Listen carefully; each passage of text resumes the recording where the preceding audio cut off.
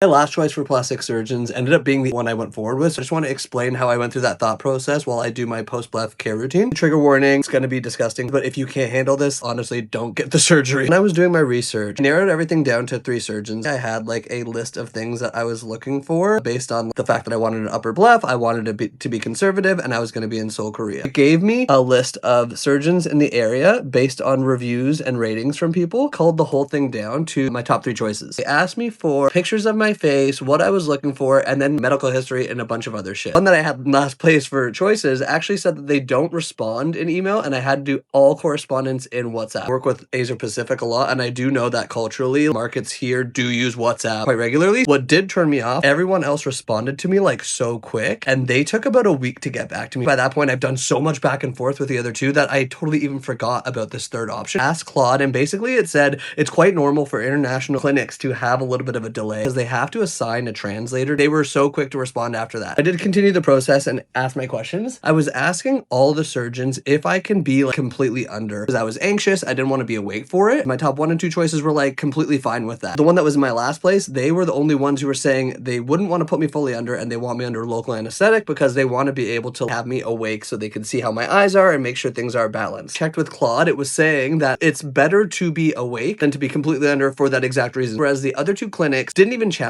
me on it. So part of me was like, are they just doing this as a money grab? Because obviously it adds more cost once you are fully under. Another thing I was asking the surgeons was if I can do Rejurin at the same time. Rejurin, for anyone who doesn't know, is a skin procedure, literally putting salmon sperm into your face. Because it's painful, can I just go under that while I'm knocked out and you're doing my upper bleffs? Top 1 and 2 choices were like, yep, all G, no probs. The 3rd option that I had on my list was like, no, we don't recommend that. Your skin needs to recover. We could do it for you about 4 to 5 days after. Oh my God, guys. I asked Claude, it was saying that 3rd option for me was having my best interest at heart. I mean, he's not just giving me whatever I want to take my money. The final thing that was a deal breaker for me was you offer content in exchange for the surgery. A lot of them end up giving you a discount. My top 1 and 2 choices were offering me a 25% discount. I also know a friend that was getting a rhinoplasty. They offered a similar type discount just for them to leave a positive review. In my head, sweet, I'm saving money. But then another part of me is like, oh, well, now I can't really trust any of the reviews. The 3rd option wasn't accepting content in exchange for a discount. Although I'm paying more money, this made it seem